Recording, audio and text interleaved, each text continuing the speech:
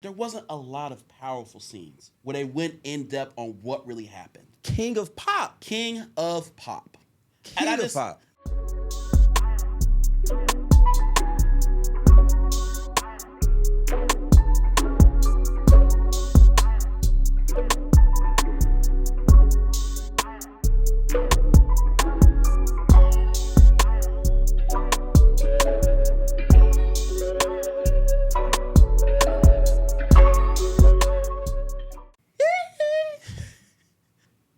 What's good? Say what's real crew. Welcome back. I'm Nick. Wow. Anyways, welcome back to the podcast here. As you can see, today's podcast is definitely about the Michael movie, the greatest performer of all time, Michael Jackson. Nick, you fired up, trying to hit these notes left and right. You know what I mean? You might pop a dance move somewhere in here too. No, maybe a moonwalk or something. I just thought it'd be funny. It's a nice look. But we also got a little NFL draft talk, some NBA talk. We ain't gonna do too much. Michael, what you thought? So, here we go. I know y'all looking forward to this. Y'all probably thinking, oh, what's he going to say? But listen, I got to be honest. I can't sit here and lie. I got to be honest. If you're a Michael Jackson fan and you love the music, you're going to love this movie. There's no doubt about it. I'm not going to sit here and lie and say you're not. Personally, for me, I am a big Michael Jackson fan. I've always said he is the greatest entertainer performer of all time, and it's not even close. Okay, there is no one better to see in concert than the King of Pop. But saying that, to me, this is more of the greatest hits. There was a lot of music sequences, more music sequences than not, and that's great. That's awesome. You know what I mean? The cinematography, the picture, all beautiful. You know what I mean? Listen, Jaafar Jackson did an amazing job. Played the role of the King of Pop better than maybe anyone I've ever seen. I've seen MJ the musical, and I thought that performer did a great job. No. Jaafar Jackson really brought Michael Jackson to the screen. There were times where I forgot. The mannerisms, the gestures, everything, the voice, the acting, the pronunciation. Amazing. There is nothing negative that I can say about Jaafar Jackson's performance. It was amazing. Same thing with Coleman Domingo. What a job he did as Joe Jackson. Excellent performance. He is a great actor, an amazing actor. He proved it again. Those two, perfect. I would nominate them for some awards. That's how great I thought they did as their role, bringing those roles to light. I thought they did an amazing job. The movie, though, I thought lacked substance. It was safe. It wasn't very creative when it came to the actual story of Michael Jackson. Everything seemed rushed, in my opinion. The years were flying by so quick. What I enjoyed, I want to see more of the creativeness, the creative masterpiece of Michael Jackson. You saw bits and pieces during the Thriller album. Yeah, that was a nice portion of it, yes. Yeah, the Thriller and the Beat It and bringing the gangs together, seeing like the Frankenstein and seeing how he brought with Thriller or whatnot. But I want to see more with Quincy Jones. I want to see more of that Barry Gordy in the beginning. As a kid, I want to see more of that, right? I don't need to talk about the allegations. I don't care about all that. Yes, if they do a second part 2, sure. But for me, what this missed was what happened between 84 and 88, right? When he had that accident, the Pepsi accident, that put him on pain medication. That is what led to his demise. That is a really big, intricate part. Okay? That's huge. The nose job, just Joe seeing it and then just passing by it, that's a huge deal. You know what I mean? There are things that they could have really went into more, like him having no friends, really. They could have went way more into it. They teased it with the family and, hey, guys, let's play Twister, and him having Bubbles and the llama and the giraffe and animals being his friend. It was all kind of passed over. They showed you it, and then that was it. And even more with his mother, you know what I mean? And like his religion, being a Jehovah's Witness, that was huge. His religion was very huge. And they didn't really want to touch on that either. You know what I mean? She mentioned how that they were Jehovah's Witnesses, and that was it. And I'm not going to touch on any of the other characters because those characters don't matter. Other than Joe Jackson, Miles Teller's character, the bodyguard. Yeah, Bill mattered. Like Tito, Randy, Jermaine, Mark, none of them mattered. LaToya, none of them mattered. None of them. Janet? They just deleted her. She's not even she wasn't even included. She wasn't even born. By the way, her and Michael were like this. I know. Listen. So I'm gonna say this. I'm gonna let you go. I'm gonna say that you were half right about this movie. And I remember you telling me you thought this movie wasn't gonna be that great. I'm not saying it wasn't great, because guess what? The greatest hits were there. The sequences, the music was all there. It just lacked substance to me. And if you're a Michael Jackson fan, I know a lot of people are gonna be like, you don't know what the hell you're talking about. Because you guys enjoyed the music, the aspects. You don't want to see the allegations, that's fine. But you cannot tell me this broke down the character Michael Jeffrey Jackson. No, it didn't. It did not break down Michael Jackson. It did not. I don't think we got enough of the insides and out of him. It touched on things, nits and pieces hitting there, but it lacked too much substance. I didn't get enough from him. I wish I would have seen more. I wanted more. It ending at 88, sure, that's a problem, but I'm okay with that. I would just want to see more of, like, you know, the trials and tribulations. You don't have to touch on the allegations. There are things way before that. You know what I mean? All they wanted to touch on was the antagonist that Joe Jackson was, and how Michael had a hard time letting go of his father, and the loyalty they have for his family. I'm sorry, I've seen that in Jack's American Dream. I've seen that in the Flex Alexander VH1. Right. I've seen it all before. This is nothing new.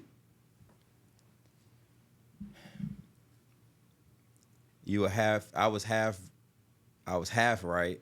And yeah, I was half right. I was right on it being glitz and glamour.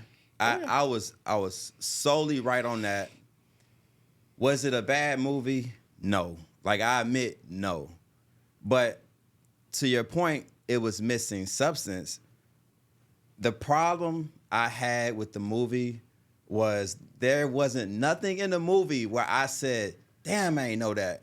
Or damn, I really didn't have that perspective. Like, that was one of my main gripes of why I don't like biopics. Because y'all don't fucking keep it real. They don't keep it real. It's like the surface level glitz and glamour that we all know. We know the hits. We know about Joe. We know about all that stuff.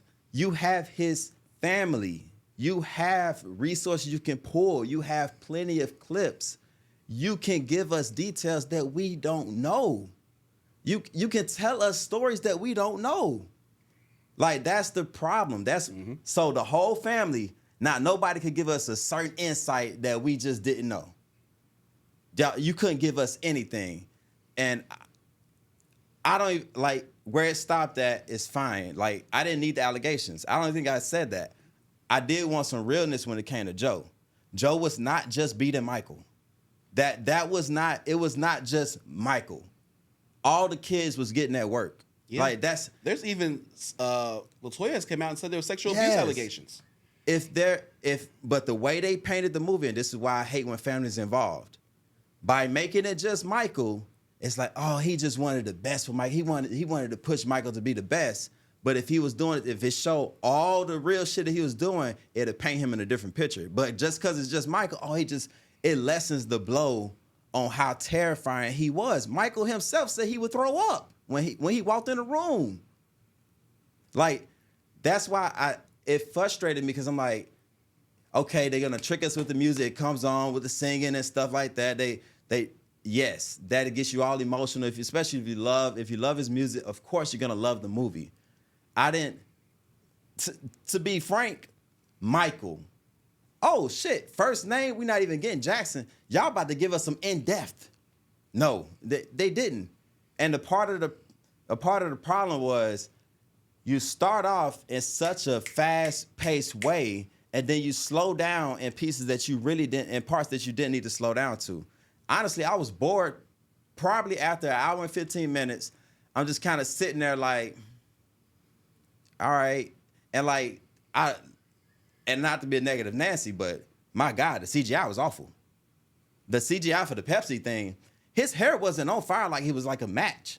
The way the movie put it, it looked like he was like a match.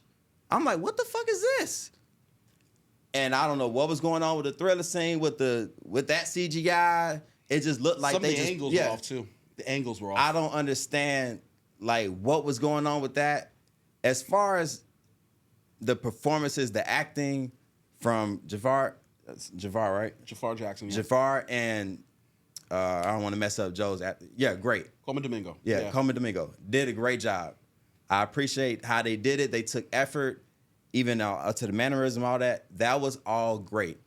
But don't give me a Michael movie and not give me some shit that I don't. And like, I just don't know. I'm like, is there anything that y'all gonna get? You could have even, if you don't want to touch the allegations, you could have even said, all right, let's show how his childhood gave him trauma to where as an adult he still wanted to, whatever happened in his adult life, if you don't even want to touch it, you could have even framed his trauma to where it can kind of give us more insight on why Neverland and stuff like that happened. They didn't want to touch it, and that's fine. And here's another thing that I feel like should have been touched on. I know it's nitpicking, whatever, I'm going to do it. The Wiz that happened in the 70s should have been in this movie. His relationship with Diana Ross, they were friends. Y'all made it seem like this man had no friends at all. Yeah, bruh. He had friends. Diana Ross and him were like this. And those are details that you could put in the movie. Yes. The one detail that I did appreciate, he's sitting in the pool, and they're like, what you doing, Michael? He's like, I'm trying to wait on God to give me these ideas or something like that. Yes. And then they was like, man, you can just whatever. And he was like, well, if I leave here, it might fall to Prince. That was the one detail where I was like, okay, they're hinting that there was like a feud. A feud. There was a feud between him and Prince. And so I'm like, okay, that was a cool little moment. But outside of that, there was really nothing, no other moment in the movie where I was like, hell yeah. Like, I don't give a fuck that he's eating strawberry ice cream or whatever. Like, that doesn't, cool. Yeah, and think about how often they was showing that. And they was going heavy on the Peter Pan books and stuff like that. And the monkey, like the CGI monkey, like. Bubbles. I don't want to say the movie was trash. But if you're going into it expecting like a biopic, like a genuine biopic, this shit wasn't it. This was more like a money grab. This is not better than Ray. No. This is not better than Bohemian Rhapsody. This is not better than Elvis. Elvis clears this easily. It's also, not better than the. It don't clear Rocket Man. It don't clear Walk the Line. It don't clear Get On Up. There are a lot of. Yeah, it doesn't clear none of them. Listen, I'm doing all music, by the way. I'm just pointing out music biopics. I'm not talking about, just biopics. Even NWA. Yeah, straight out. Oh no, that's straight out of Compton at all. That's what I'm saying. Not like even close. Like this right here to me, like it wasn't like we both said, it wasn't a bad movie. We don't want to go that far. It was entertaining. It was entertaining, but it was just giving us the greatest hits. And another thing is, I'm gonna be honest with you. If I wasn't in the movie theater, I don't know how I would have felt about this movie. Because I was in the movie theater, you're in Dolby, IMAX, it gives you a different feel. And everyone is like singing along in the crowd, everyone's clapping. It really brings up, the rating and making it more fun. But if I was at home, I don't know. Bro, that's why I kind of treat it like I was at home. Because I'm not getting caught up in the music. Mm-hmm. Like, I didn't come to watch music. Like, to be true, like, we hear his music all the time, especially, we hear his music all the time. We seen plenty of different clips and stuff like that. I wanted Michael. Like, I wanted to see Michael, like, the truest sense of Michael. I got some, like, all right, he went to the hospital when he was burning. He did the donations. Like, there was some things that they were showing. The scene where the CBX executive called the MTV executive. Yeah, that was cool. Like, hey, they don't play black artists. I need you to play Billie Jean the next 10 minutes. That was a powerful scene. Yeah. I'll give him that. It was a powerful scene. But there wasn't a lot of powerful scenes where they went in depth on what really happened. King of pop. King of pop. King of pop. I just don't like how they try to point out he had 0 friends. I just think that is ridiculous. I just think that's ridiculous because we know he had people that he was Janet. cool with. Yes, Janet, Diana Ross. He went out with Brooke Shields. Like, there were times and people that he did hang out. They made it seem like he hung out with nothing but animals. The perception of it, to me, was kind of iffy. But, and, I mean, if people watching this part, they watching this part, but I think a part of, like, the way they was doing the No Friends, hitting at that so hard, they were trying to force, oh, this is why he was hanging out with all the kids. They were trying to force that, in which I'm like, we're not going to have a conversation on that part, but it's just like, they spent way too much time and effort on that. Like, oh, trying to make sure, like, oh, let's make sure they all know that he loved the kids. He loved signing autographs and hanging out. He doesn't find the fans to be his fans. They're his family. Yeah. They were pushing that way too hard, and they didn't need to. He didn't have a childhood, so that's why he acts like a kid and why he loves the kids so much, because of the way Joe treated him. It's just, I did say this movie was gonna be ass, and if you take away the music, the movie was ass. Like, the movie was ass. But when you add the music, and he sounded like him, and he danced like him, and, it was all there. All that was fire. Like, it was fire. Like, I do have my little complaints with, like, the Thriller music video, just the way it looked. I don't know what was going on with the CGI. Right. I don't know what was going on with that. It wasn't right either. But outside of that, damn good job. If you love the movie, I'm happy for you. I can't even say I'm disappointed. I'm just kind of like, I kind of had this feeling the whole time. I wanted to be blown away. I wanted to be like, you know what? Hell yeah. Because compared to all those other biopics, this shit is nowhere close. And I was worried the reviews were, and I try to avoid the reviews, but the reviews came out hot. Rotten Tomatoes, 27%. So I'm like, ooh, shit. Damn, I'm right. But then all the fan tomatoes were like the fans, and people online on Twitter, they were going crazy. Oh, love it, love it, love it. So I'm like, all right, the Rotten Tomato probably was some hate shit. So maybe the people gonna love it. Nah, man, they just love the moment. They just love the music, the feeling of the music. Music. But you can't tell me this was like something that you watched and you was like, oh my God, I really got to know Michael in a different way. Hell, the movie's called Michael. That kind of tells me, because the way they did it could have been The Rise of Michael, or, you know, King of Pop or something like that. That would have made more sense. But saying Michael, that's such an intimate thing. To name somebody's first name, anytime a musician does it in an album, when they do something like just the first name, it's always personal. Always personal. It's never like, anytime I've ever known somebody to just use the first name of any, like a movie, or it's personal. And this was not personal. No, this was, like I said, the greatest hits. You got it all. The greatest hits. You got Bad. You got Billie Jean. You got Beat It. You got Thriller. I mean, you got there's some more that. Don't Stop Till You Get It. I mean, obviously they could have touched on more. But like, to me, like you said, I wanted to get the nitty-gritty, the personal side of Michael Jackson. And I'm not talking about the allegations. I'm talking about how creative this man was. This is literally the greatest, to some, the greatest performer, entertainer, musician of all time. Okay? There is so much that we could know about him. And the family knows it all. Because he stayed in that house until he was like 25, 26 years old. So it isn't like they don't know what it took to be the king of pop. And it's like they don't know a lot of his life. He was, to 26, he was at the crib. So y'all was around. Yes. Y'all had, bruh, you can't tell me y'all didn't have not 3 stories that y'all could have pulled. Like, man, there was this one time, da-da-da. Y'all ain't have 3 stories. Okay, if you wanted to keep things personal, like, that's just something that we want to keep in-house. I understand that.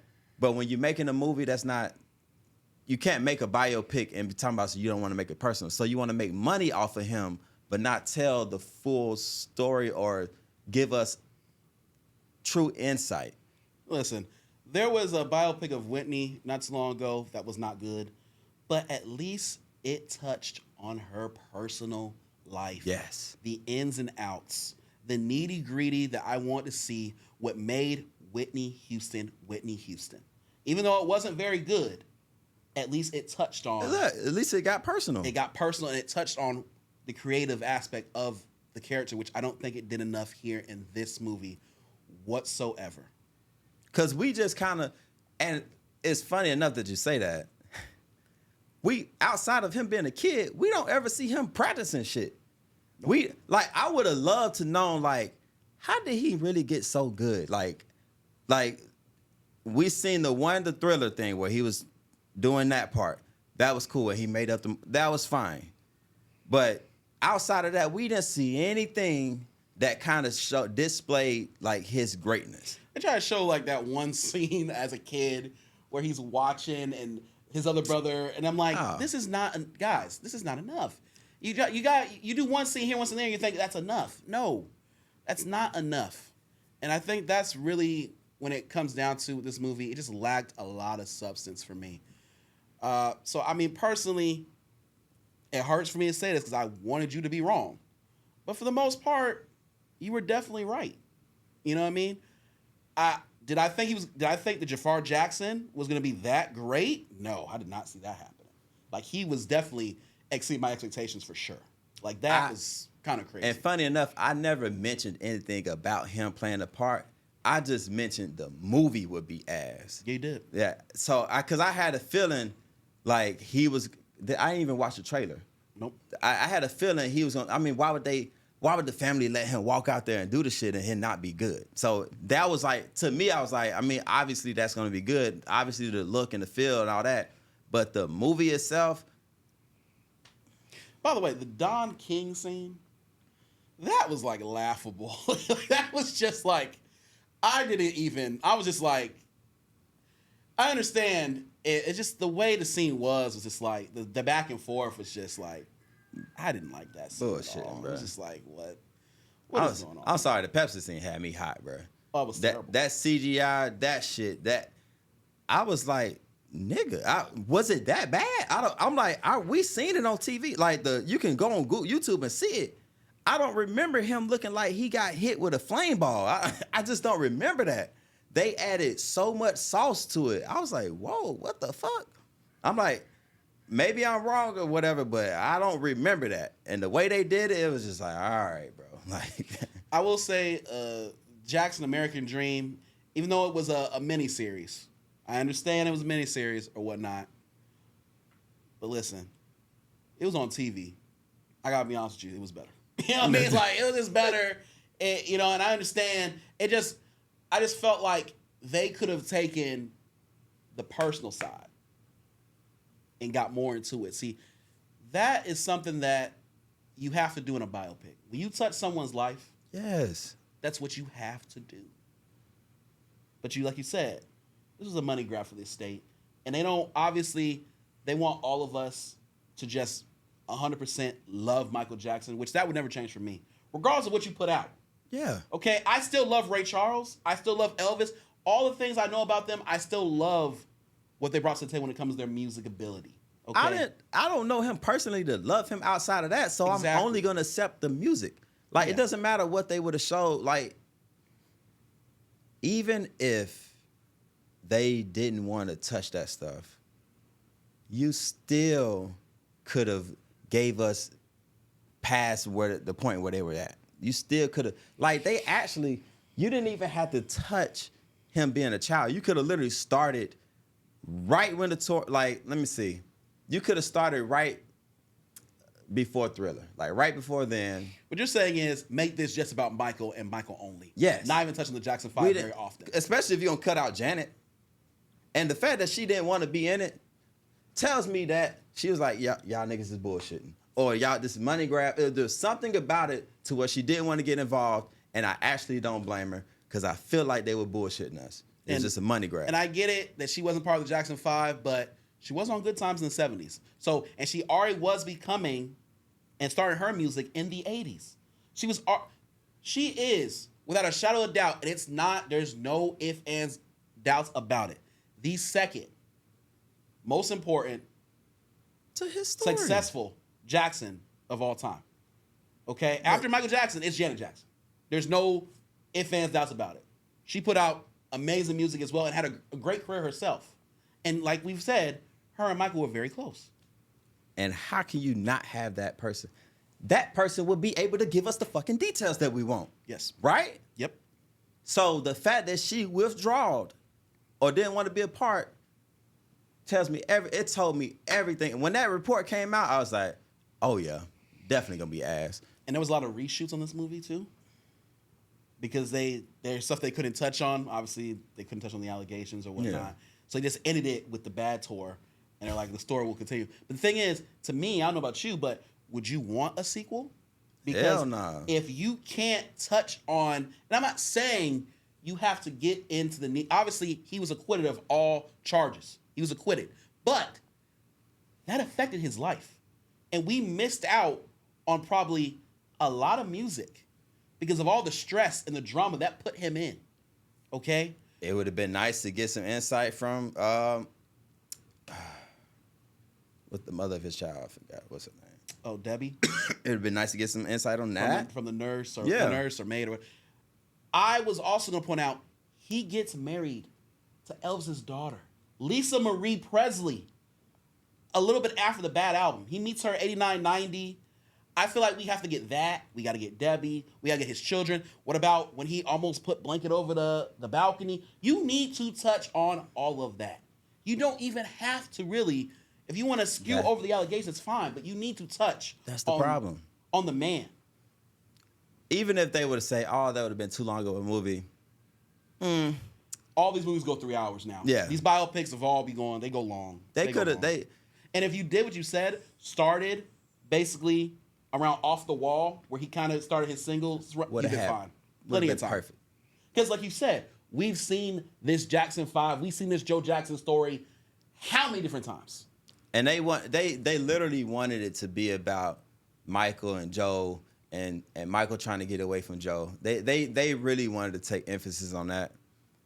But again, Michael. It's not Michael and the running from Joe. That's not what this movie is. No. It's Michael. Yeah. Like that's why I was like so frustrated. I was like, we're spending hella time on shit that I'm like, we can see that stuff. Give us shit that we haven't seen or don't know. They could have gave us a montage in the beginning of the movie of his childhood and him coming up and him to rise, and then started right around Off the Wall time. Bruh, you remember when I was like, how they ain't gonna want to touch the Joe shit.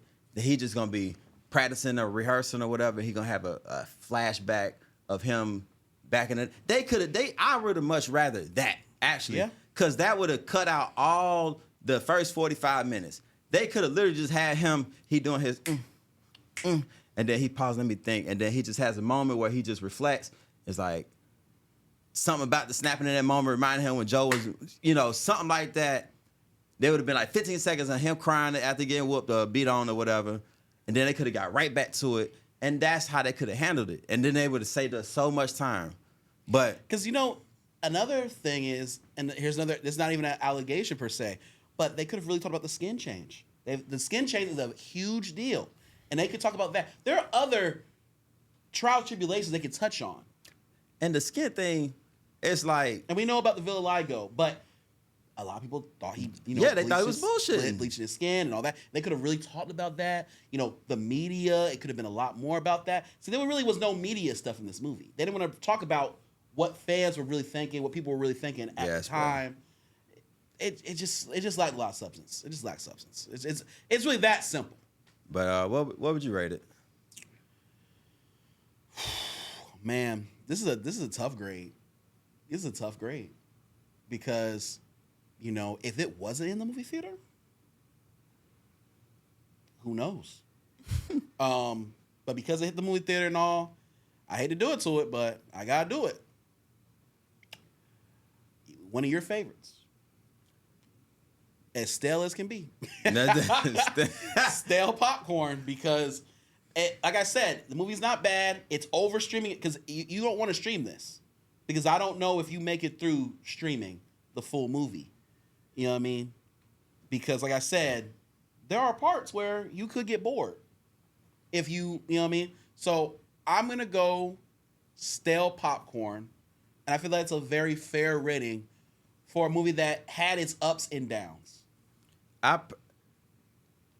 Personally, I do feel like, yes, this would be my definition of stale popcorn. This is like my exact definition of stale popcorn. But personally, me, it's a streamer. If we compare it to other biopics, this shit was a streamer. This could have been, I'll be respectful, it could have been Netflix. And I would have been fine. The highest level of streaming, it would have been Netflix. That's what I mean. It's a streamer. I don't know if I would finish it though. It would be something I would come back to because it just. Well, I mean, yeah, that's the allure of it being in the movie theaters and fully have you fully sitting down, paying attention, like vibing to the music and stuff like that. Those music sequences don't hit the same at home. No, but the story don't hit for me. So that's a streamer. Like if you can't give me a good story. Yeah, it's a streamer. Like I give it to him. And I understand a lot of people are not going to agree with these ratings. I already know people are going to be saying, you guys are out your mind. This is popcorn. This is real gold. I already know they're going to be saying that. But you have to really look at what did you learn today that you didn't already know? What did you see that you didn't already know about? Take the music sequences out and just look at the story, the storyline, the storytelling, and then come back to the comment section and let us know what you really thought about the movie. See it again. Compare it to the other biopics. Compare it to Ray. Compare it to Bohemian Rhapsody. Compare it to Straight Outta Compton. It doesn't compare whatsoever. That is not us. Oh, you guys are haters. No, that's complete truth and facts. Man, you watch those movies. I literally felt like when I was watching, I was like, damn. I'm just like, oh shit. I'm so trapped in the story. This one, I'm just like, all right. Okay, like just watch Get On Up. James Brown's one of the best performers of all time too. Look at Get On Up with Chadwick Boseman.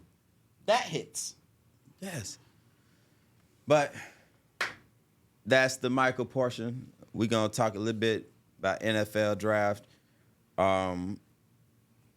If I had to be frank, I'm starting to think the bettors are in on this shit too, because this shit went nothing like I thought. And people do better in the draft now. Yeah, and so I'm like, all Rob betting app, and I had to sit back and I was like, don't tell me gambling got to the draft too, because bro, there's no Carnell Tate at 4. Love, there was a report that Love would come out at 3, but I'm like, they really was gonna do that? Like the Carnell Tate one really threw me. Really, actually, Arvell Reed's dropping that low. I was like, okay. I'm just gonna be honest with you. I don't think Carnell Tate's that good. So I think he's the third best. At best, the third best receiver on the board. I think Mekhi Lemon's better. Obviously, I think Jordan Tyson's better. But you can even debate maybe even Casey Conception's better. I mean, like I don't. But I get it because the report came out that they really wanted Jeremiah Love. That's what they wanted at 4. Trade up. It's one spot. They probably didn't think. I mean, when you see a running back go that early, this is kind of getting out of hand with the running backs. Because I'm not saying Jeremiah Love's not going to be a great running back. He will drop. He probably will be a great running back, but I just don't think he's worth the number 3 pick. I just think that's especially when the team is ass. The team is ass. They got a lot more needs than running back. I mean, you still have Trey Benson on that team, James Conner. Like it isn't like you couldn't have gotten a running back. Y'all sound Tyler Algier. Tyler Algier as well. Yeah, I forgot about that. That's what I'm like, what are we doing? So it's like, but I get it. Mike LaFleur, this is Mike LaFleur's team now. This is his guy. This is his guy for his West Coast offense. This is his guy. He wants to go with Jeremiah Love. That's fine. Listen, this move will define how long he becomes a head coach. Because listen, if this shit doesn't work out, he'll be gone in 2 years. Trust and believe, they're going to remember this is his first pick ever as the lead guy. Bro, them niggas came out, they said, we don't want to wear the tires on Love so early. You draft a running back, so you're going to what? Hold back No, when you're drafted number 3 overall, you need to be. They need Get to to be, work. Yeah, get to work. And they be using him crazy. That's why I'm I like, expect 1,000 yards for sure. It gotta be rushing, but total. I'm talking 600-700 rushing, 400-500 catching, passing, receiving. I need that out of him 100% because if I'm drafting number 1, I'm nervous now. I'm like, oh shit, do I wanna take a risk on Jeremiah Love? Like, I don't know. That if he would have went to Tennessee, that would have been kind of fire. obviously I think the Jets messed up. They should have took Arvell Reese over David Bailey, but I don't listen. They thought way too hard on that. I don't think David Bailey's better than Ruben Bain. So I mean, this is a lot, man. I feel like, but the Jets did draft, Sadiq. They did draft Omar Cooper. They had a good draft. I personally didn't like the Sadiq pick. I know why. I understand why you didn't like it, but you can never have too many weapons for a team like the Jets. They just don't. They don't do anything. They don't make it to the playoff. They need as many weapons as possible for that team. Why wouldn't you get Lemon at that spot? You just drafted a tight end. Because they probably like Omar Cooper. That's why I waited and got him at 30. Get both of them. Now, I'm hearing that they want to use Sadiq in more than just a tight end role, though. They want to use him as a receiver as well. Can you trust them to do that, though? Like, this is Jets. Listen, they're going to be asked this season regardless. Their quarterback's Geno Smith. So they went back to Geno. They've already had him before. So it's like, what are we doing? But I think that they're building a nice core there for offense. You have a lot of Breece Hall, Garrett Wilson, Cooper, Sadiq, Mason Taylor. Listen, they're building a nice little, for the next quarterback in waiting, he's going to have a good little supporting crew to throw the football to. Now, I feel like we're talking about the Jets, but come on now, the Rams. Come on now. I ain't gonna lie to you. I'm talking about clenching my fist. Like, please do not get Lemon. Please do not get Lemon. Rams select. I said, oh shit. I was like, wow. You waste that 13 right there? All right. I was actually happy because I want to see their downfall. But I'm just like, damn, like, this what y'all want to do? I told my wife, because they all stepped on the stage, and she's like, they're all getting drafted. I said, nah, baby, that Ty Simpson, he's not going tonight. Don't worry about him. They drafted, and I was blowed. She looked at me, I said, I don't know. He knew he was getting drafted, though. They said that Rigged. he knew. Rigged. They said that he knew he was going to get drafted. I'm going to be honest with you.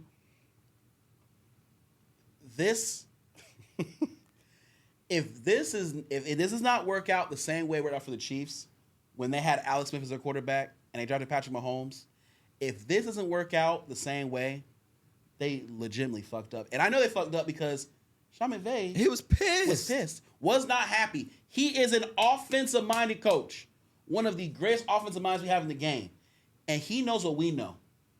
Ty Simpson ain't no dog. Ty Simpson ain't a game-changing quarterback. Ty Simpson's not the next big thing. Ty Simpson's the press conference like this. Yeah. Yeah. Oh, we'll keep that in-house. I said, oh, he mad. Not only that, but he said, he's going to have to go for the backup job against Stetson Bennett. It wasn't even like a guarantee he's the backup. Yeah, I'm like. So this is the heir apparent. You drafted him in the first round. So it's pretty obvious he is the heir apparent to Matthew Stafford. And you're not even going to say he's your backup.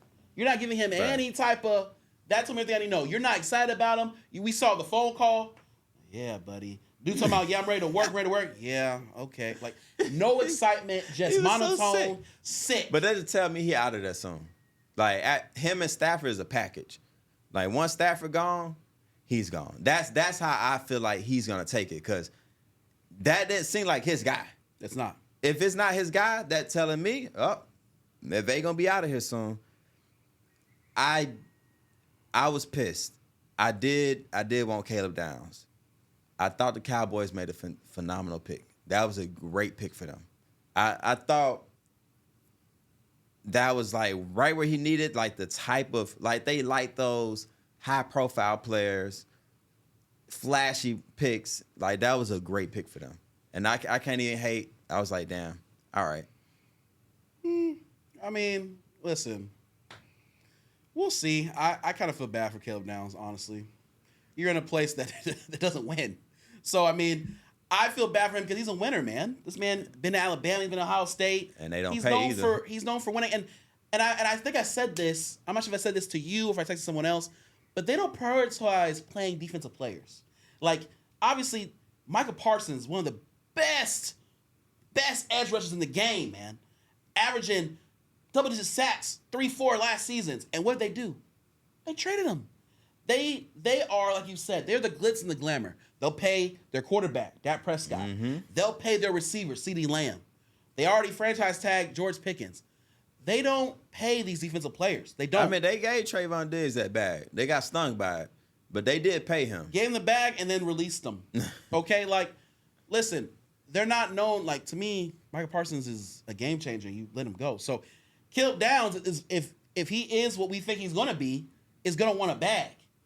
Will he stay or will they trade him too? Like, we'll see. Obviously, I wish the best for him. Do I think he should have went earlier? Do I think that's a steal for the Cowboys? Hell yeah. Do I think the Cowboys had to move up to get him a spot? No, I don't. That didn't make no sense. That was right in front of Miami, right? I don't think the Dolphins were. I think the Dolphins always wanted offensive line. They needed to get that line right because the offensive line was terrible last year, so they were going to get offensive line regardless. I don't think they wanted Caleb Downs. And they gave up those extra picks, whatever. It's fine. They got him back later on when the Eagles traded back up to get Mekhi Lemon for 23-20, whatever. But it's fine. I think Caleb Downs is an excellent pick. I'm not mad at the Saints pick. I think the Saints, excellent pick. I think, obviously, to me, if this man stays healthy, he's going to terrorize the NFC South and be one of the best receivers in the NFC South, bar none. Obviously, there's injury concerns, but that comes with, like I said, that's part of the game. Bro. It's because everybody's part of the game. I think it was a great pick. Personally, because he's a bigger body receiver, I thought that was the right pick and not to go with Mekhi Lemon, even though I think Mekhi Lemon is probably the best route runner in the draft. Yeah. You already have Olave.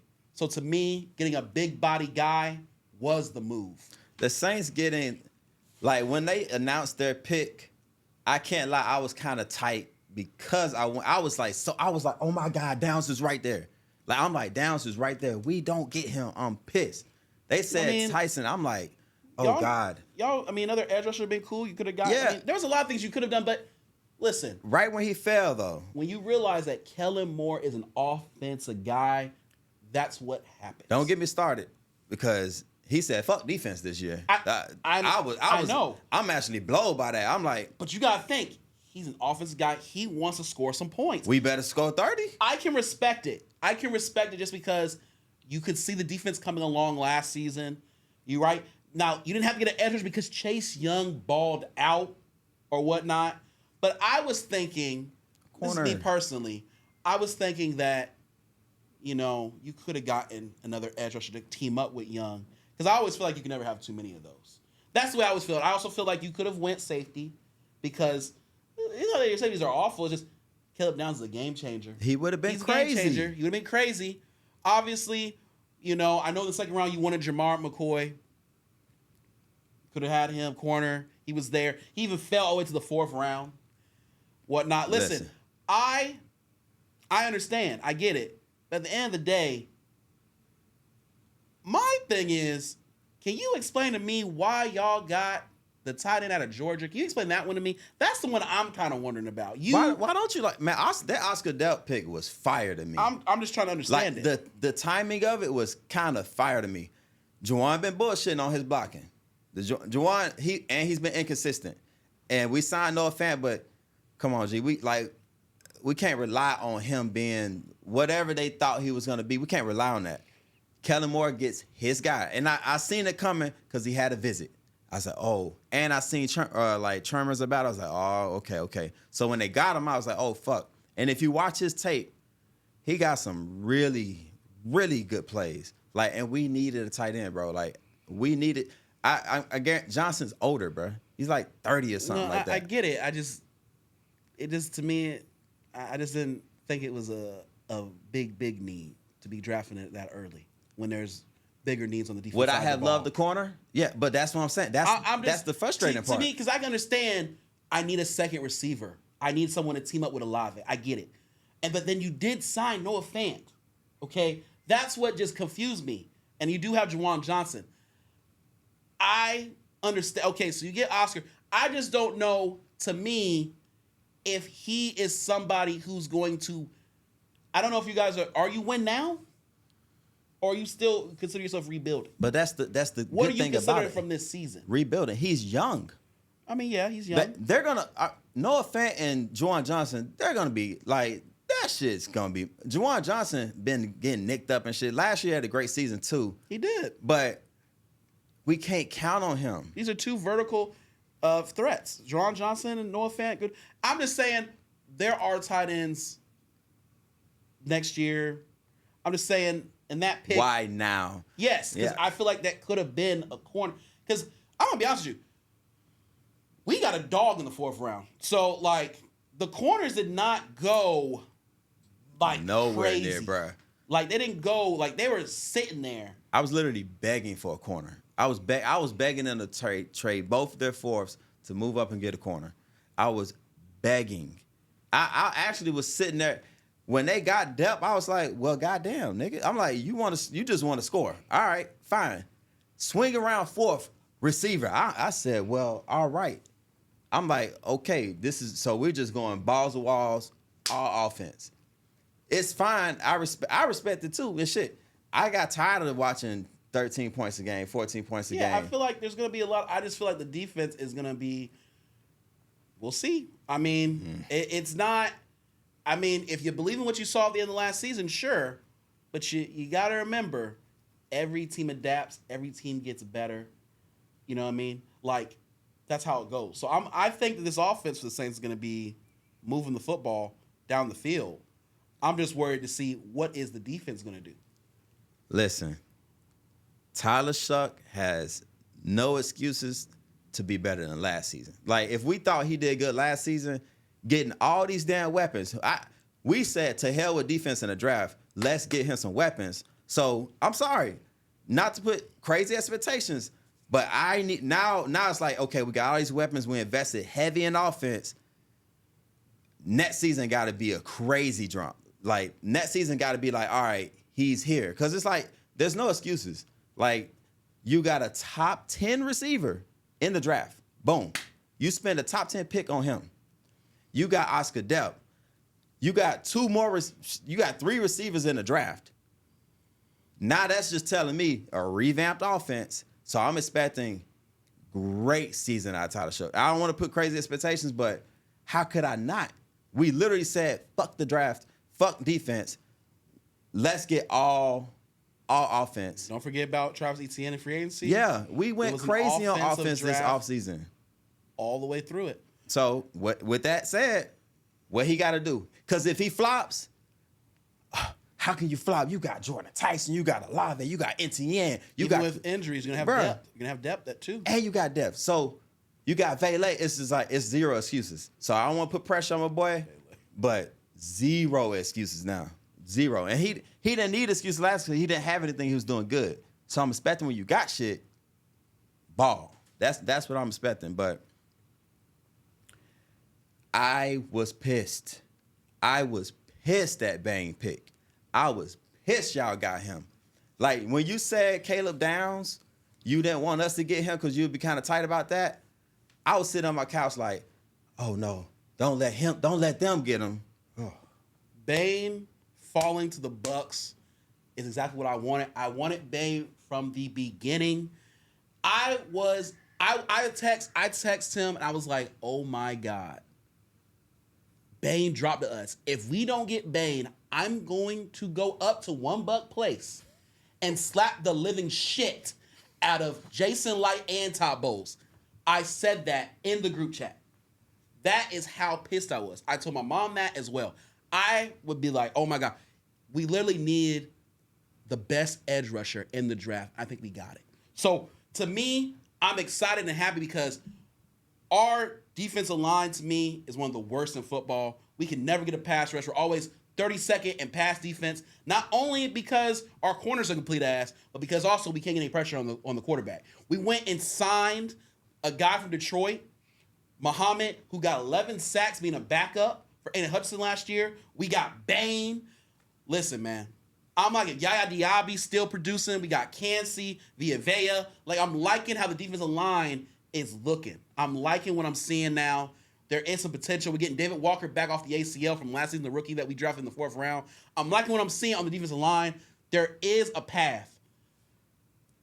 Also, our 2nd round pick, listen, I know a lot of Bucs fans wanted Jacob Rodriguez, and I'm with y'all. I wanted him too. He went 3 picks earlier to the Miami Dolphins. Okay? So then we got Josiah Trotter, Jeremiah Trotter's son, who Jeremiah Trotter was a hell of a linebacker in the league. We got his son. His son is purely, really a run stuffer, a good run stuffer, a good blitzer. Can't guard you and me for shit. He can be taught, though.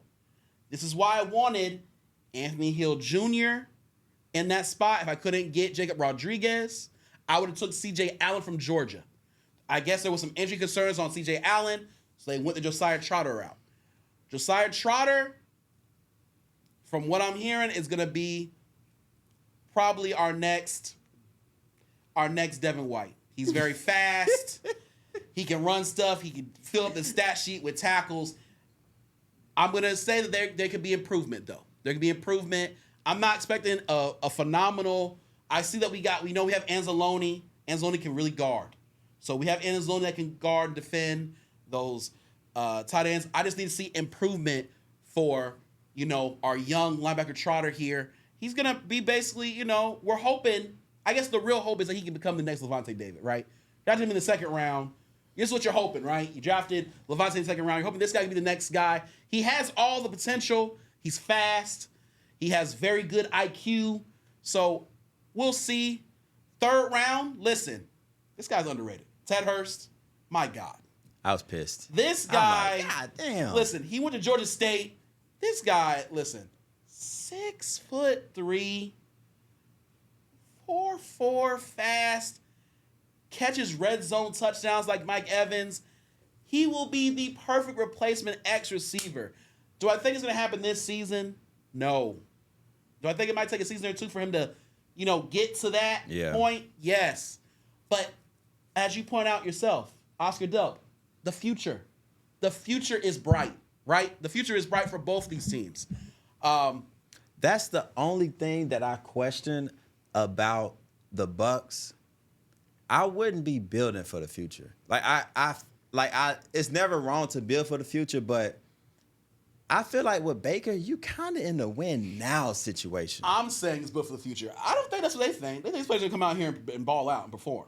I know that's what they think. Especially they think Bain is going to produce in day 1, which I can see that. Of course. But I don't think that Trotter, because he's going to have some pass defense deficiencies, is going to be great out there on 3rd downs. I think on 1st and 2nd down, he'll be a great run stuffer. That's fine. He'll stop the run, but I think there's going to be some issues there. I think Ted Hurst, he has some problems when it comes off getting off the bump and run coverage. Like, if someone's like in his face, you know what I mean? They don't give him no off coverage. It could be a problem. You know what I mean? He still needs to put on a little bit more weight. You know what I mean? And then Keontae Scott, we got him in the 4th round.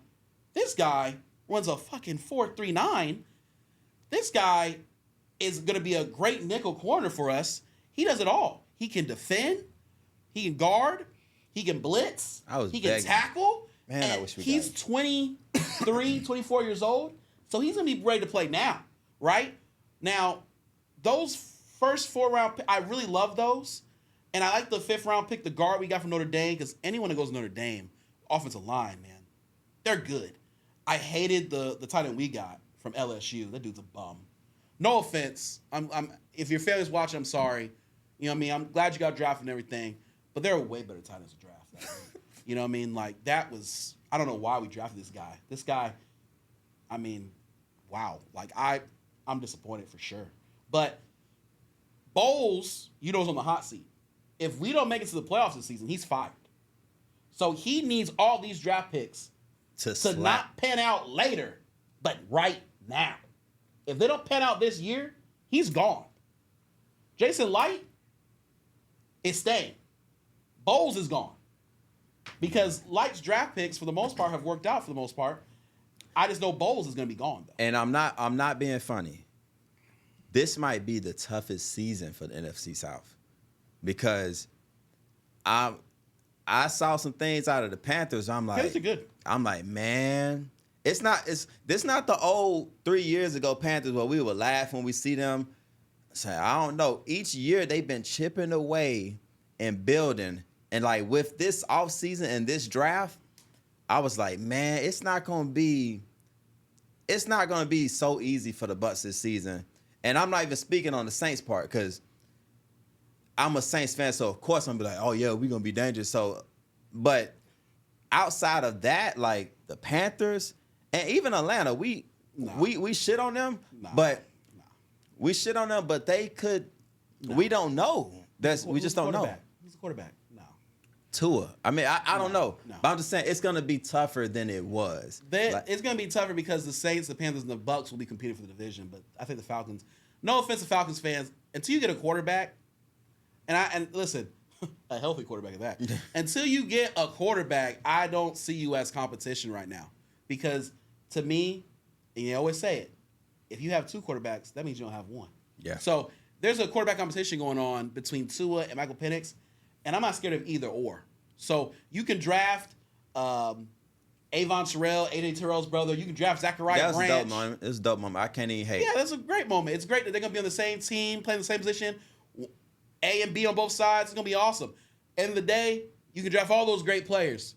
If you don't have a quarterback, you're not going far. Because last year, if you had a quarterback, the Falcons easily won the division last year. Oh, yeah, for sure. Easily. No competition. You have the most talent on your team, both sides of the ball. But your Bijan Robinson and Drake London aren't getting to live to their full potential because they have ass quarterback play.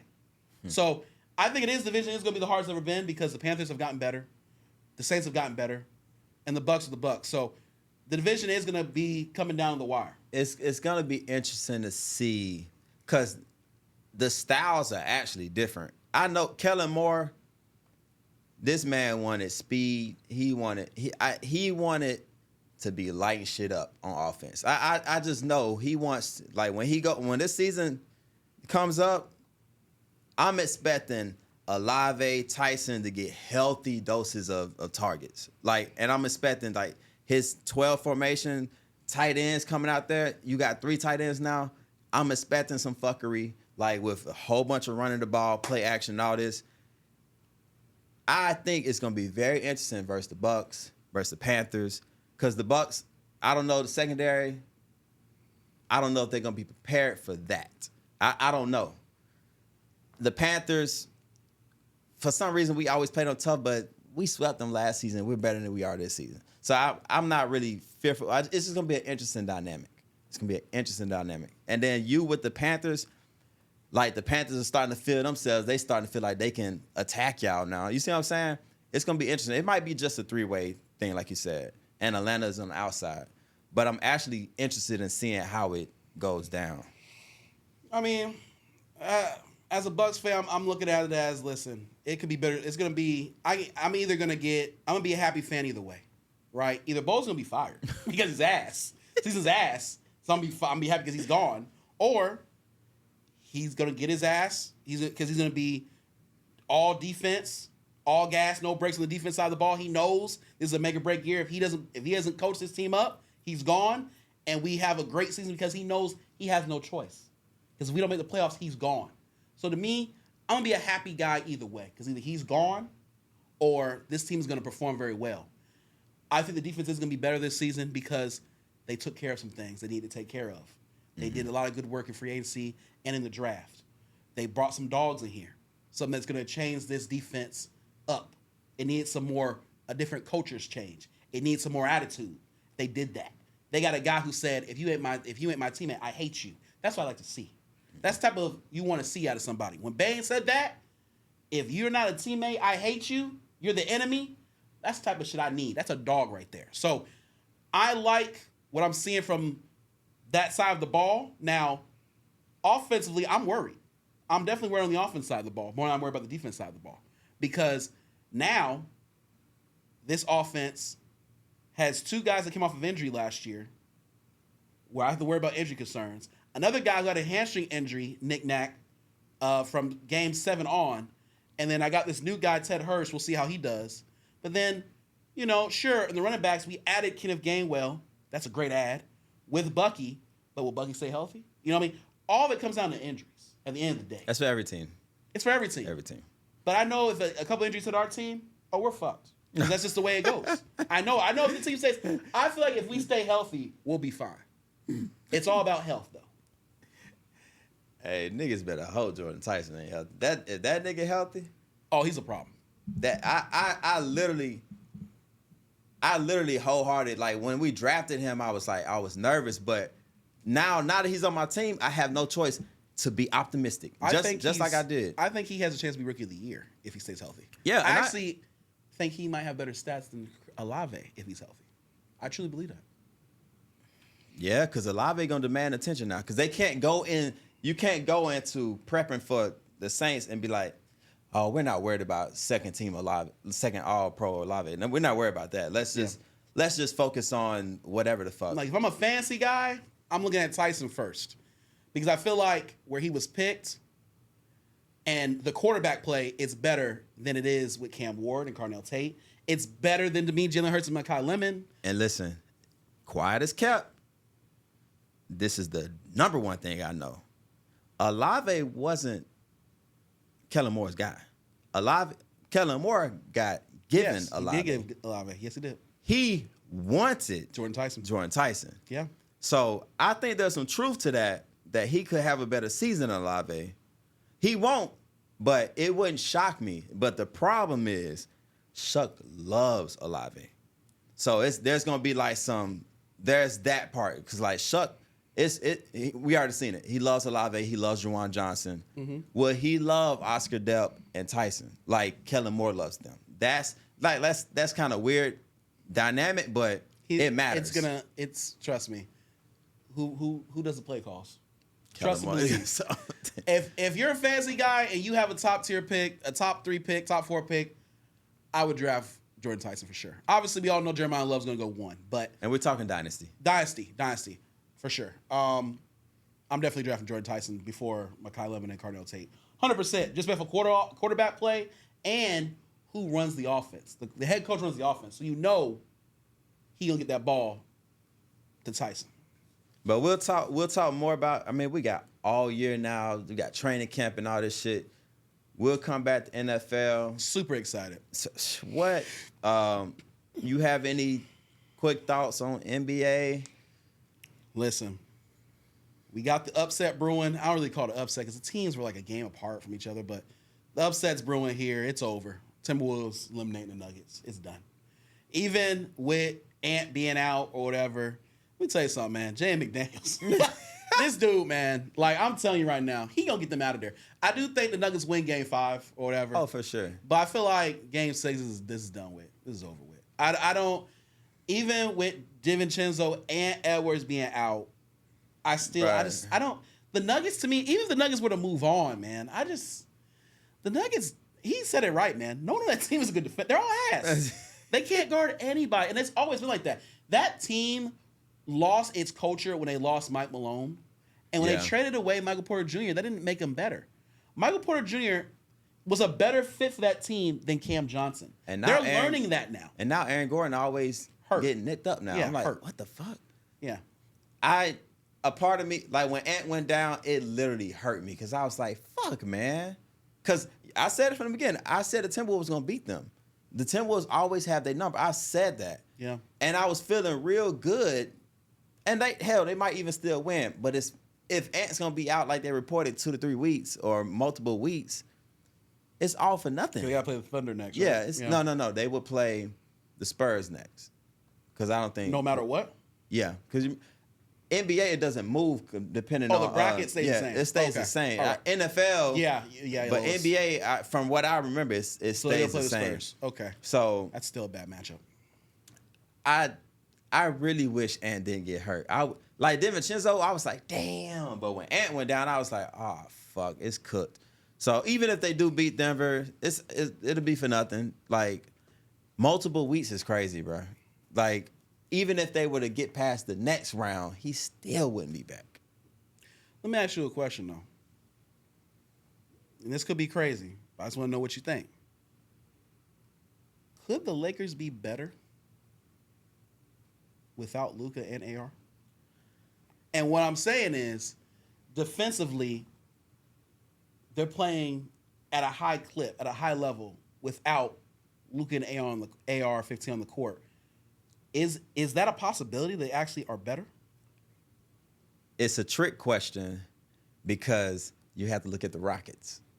I don't think the Rockets are good as offensively as Thunder or San Antonio. Even the Nuggets. So yeah. even the Nuggets. So if you're framing it off of what we're seeing now, sure they're better without.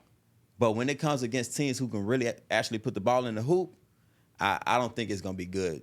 I don't think it'll be good. Because, I mean, it doesn't matter when they play the Thunder. It doesn't matter if they're with or without. They're going to get killed. No, they won't get killed. They're going to get killed.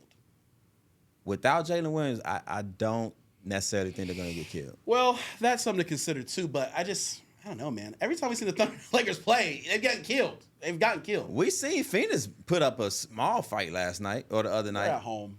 It's always like that, Game 3. I mean, the Game Lakers, 3 is always like that. The Lakers, it would have shocked me if the Lakers won 2 games. No. It wouldn't shock. I would even say this. Give me just AR. That's disrespectful to say what I was about to say, but AR added to this team would be kind of enough to make it interesting. Like Luka being back, it can be tricky because they lose defense, like you're pointing out, but they gain some offense, which you do need against. Thunder. They have shown they can play against Thunder. I've seen it a couple of times, and I don't think that was just some bullshit. They get blown out too. Yeah, that happens. That happens. Because I want to see a path where the Lakers can get past the Thunder. I really do. I really want to see a path. Because I'm be honest with you, as an NBA fan, I hate seeing back-to-back winners Repeats. or people go back-to-back or people even make it back to the finals again. I love seeing new matchups. To me, it's better for the league. Somebody's gonna stop this fuckery. Like someone's gonna stop this. Like I don't know who. I mean, listen, the Spurs have had their number all year long, so I'm hoping. I think they'll beat the shit out of the Spurs, and I think it'd be so bad. Nah, Wemby go off. Wemby start going off. The reason I said it'd be bad, because they was feeling way too good about themselves in the regular season. And they have to remember, like we have to remember, they're still young. Thunder been there and done that. And so Thunder probably might be like, oh, y'all was talking all this shit in the regular season. All right, it's time to play now. And I think they might backhand them. Like, I think it'll be bad. Like, that's just me personally. I don't know, man. Sometimes some teams have your number. And listen, Wemby out there, if Wemby ain't out there, that's one thing. But Wemby out there, I don't see that Do happening. they have the best chance to stop them? Yeah, for sure. Yeah, for sure. For sure. Because, like you said, Lakers, I mean, my God. Timberwolves without Ant, they would get fucking dismantled. Or get swept. Yeah, it wouldn't. I only want to see the Thunder play versus teams that can actually beat them. I don't want to see Thunder play no more of this Sun-like shit. I don't want to see a 4-0 sweep in the conference finals. I didn't want to see the Suns make the playoffs in the first place. But listen, your Clippers didn't get the job done, so I blame them low key. The Clippers would have had something to say. Here you go with this bullshit again. Let's talk about the East. The upset looking pretty good for the Magic or what? Will they be able to finish off? I tried telling him. I said, he was like, nah, Detroit been the best team all season in the East. Da, da, da, da. I said, the Magic has given them problems and the Magic will give them problems. Will the Magic win the series? No. But the Magic is giving them problems. I did not like what I saw that last game. The Magic are going to win this series. You think they're going to win the series? Yeah, they'll get them. I ain't like... Because the Magic have always had the Detroit Pistons number, though. That's something that's been happening for years. The only problem is, I know you didn't like what you've seen, but you have to also consider that you still haven't gotten a great game out of Paolo yet, or Franz, or Jalen Suggs. I think yesterday, you definitely say that that's been a great game. But I'm saying you haven't really got that great game out of Paolo. I mean, the shooting percentage is still not good. I think that attributes to Detroit's defense. But it's coming, though. Because great players always find If it's next, if the Magic win next game, this shit over. I think it's over. It's over. I think that this is over. To me, and this is going to be crazy, I said this. The minute the Magic won game 1, this was over. When a road team comes in game 1 and wins, The way they won. yeah, it's a different, because look, now they gotten 2 wins. Okay, like this series is different from the Atlanta and New York series, right? New knew York that shit was gonna won game 1. They lost game 2 and game Mm-hmm. 3. They just won game 4. The Knicks to me are not in danger of losing that series. They're going to win the next 2 games. This is over. I think the Knicks are going far? No, the Knicks to me are not. The Knicks should have never fired Tibbs, in my opinion. That is really what it comes down to. Mike Brown isn't that guy. He's never been that guy. Wherever he's gone, he's never been that guy. Did he overachieve with the Kings? Absolutely. But listen, he's always been like a above average coach, but he never gets you a championship. He's not that kind of guy. And they gonna saw through Atlanta these next 2 games. I know they gonna saw through them, and then Boston is going to obliterate them. Like Boston is not gonna play with them because Boston gonna remember Last year. Yeah, so they gonna Tatum gonna definitely try to destroy them. I'll say this. If the Knicks have a chance to win that series against Boston, there's one guy that has to perform. He has to dominate. Cat, Yes. you gotta go crazy. He, to me, has the biggest mismatch in that series. And if he doesn't take advantage of it, they have no chance. Because I don't see Jalen Brunson having a great series against the Boston Celtics. And that is where, and then you got people like Josh Hart, who he doesn't score. He gave games where he doesn't score at all. Now, he's a utility player. Look, I predicted this, and don't laugh because take this seriously. The Magic beat Detroit. Okay. The Magic go to Cleveland. We know what Donovan Mitchell does to them. The Cleveland Cavaliers are gonna beat the Magic. Cavs. If it's Cavs versus Knicks, I'm taking Cavs. If it's Cavs versus Boston, the way that Boston has been struggling, I think the Cavs gonna have a chance. Yeah, y'all thought it was funny, but it's actually legit now. Listen. I just see the Cavs get blown out not too long. When's the last game they got blown out? They didn't get blown out. It was close. I'm pretty sure they already had game 4 because the game 3 they got blown out. Game 3, it wasn't. Bruh. It was still somewhat Okay. catchable. Listen, they still got to worry about Toronto. This ain't over yet. Get the fuck out. They got to win game 4. They gonna win 4 and 5. Okay, let me tell you something. I'm not worried about the Cleveland Cavaliers. They can't guard a team of you and me. Okay, they can't guard nobody. Shit, I don't know. My handles ain't too good, bro. Stop, bro. They cannot. Let me tell you something. Cavaliers are all offensive team. They're all offense. They will beat the Magic though. They always beat the Magic. Donovan Mitchell is going to destroy them. James Harden's going to destroy them. It's not going to be a good series because Jared Allen's going to go off. Evan Mobley, the whole team, like, it's just a bad matchup for the Magic. But if you better hope the Knicks, because that's the only way they'll make it, you got to hope the Knicks beat the Celtics. The Knicks beat the Celtics? Because the Celtics are not beating the Cavaliers. I mean, the Cavaliers are not beating the Celtics. That's not happening. I've already seen it before, and nothing's changed. And you're forgetting, you do know James Harden chokes in the playoffs, right? You're forgetting about that. You're forgetting about that. Listen, I'm willing to have amnesia when it comes to I bet you are. James Harden right now. I bet you are. I bet you are. We all know what he does. That's the real frozen one. That's the one who really freezes up, man. Like, that dude, listen, he is not clutch to save his damn life. Hey, random question just to end the podcast. Why did Meg think she could trust a Splash Brother?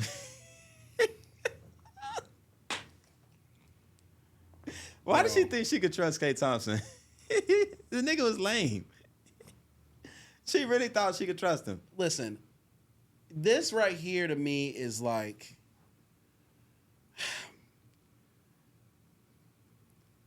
both of them though, right? Like, no offense to Megan Thee Stallion, much respect. You know what I mean? She makes catchy ass music or whatever. She's a vibe too, no doubt about it. But this is the same woman who at one point fell for Tory Lanez. I mean, does she have good taste in men? I mean, you're 5'10", almost 6 foot, and you were over here fighting over a midget, 5 foot. I mean, she obviously, she doesn't have the greatest taste, okay? She was also with Torrey Craig at one point. Like, she just be just doing whatever the hell she want, man. It's just funny to me. And then Klay Thompson, we all know Klay Thompson.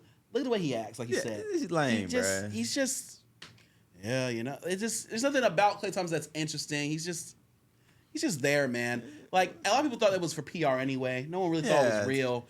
But then she posted that whole thing. He's cheating, and then I guess he unfollowed Lexi Brown, and now they're saying it was the WNBA player Lexi Brown, and he can't be monogamous, and I'm like, are you surprised? Do you think any NBA players are monogamous? Like, that was like, are you being for real right now? Like, no man, you literally dealt with this with Tory Lanez and Megan. Like, when you fuck with any athlete or rapper or something like that, you should expect to get cheated on. Yeah. Like, why are we even? You know they got groupies. You supposed to turn your eye to it. Side chicks, yeah. She's kind of tight because who she is should have been enough to make him turn his eye to it, but her not recognizing, like, this nigga's lame. Like, he's gonna do what he's gonna do. Like, be lame. Cause I don't know what other celebrity would have did that type thing. So, no, I don't think anyone had on their bingo card that Megan Thee Stallion would be with Klay Thompson. Like, you just didn't see that one coming. No. Like, out of all players. But what happened when a nigga get his first bad bitch? Start doing dumb shit. Turning up more. So that's feeling themselves. That's the truth. Yeah. Like, why would we expect him not to do this? Because he start feeling himself. I pulled Meg. I'm waiting for it with Glorilla and B.I. too, Brandon Ingram. It's gonna come a time too where that shit's gonna happen where. But B.I. I don't think he's nowhere close to the same type of dude as Klay. No, but I don't think Glorilla's gonna give a fuck. And that's another thing. I feel like Glorilla and Megan Thee Stallion are just different people. Like you said, I think she'll turn a blind eye to it. Because you can't expect these dudes to be on the road. And same thing with her on the road and you're just being monogamous. Come on. Look at what come on now. Like, we ain't TMZ. I just thought the shit was funny, bro. I think it's hilarious how she's in her feelings. I think that's hilarious. And you posting about it. Yeah. Make a fucking song. Exactly. Shock us in the song. Exactly. Oh, my bad. The song is coming. And with that said,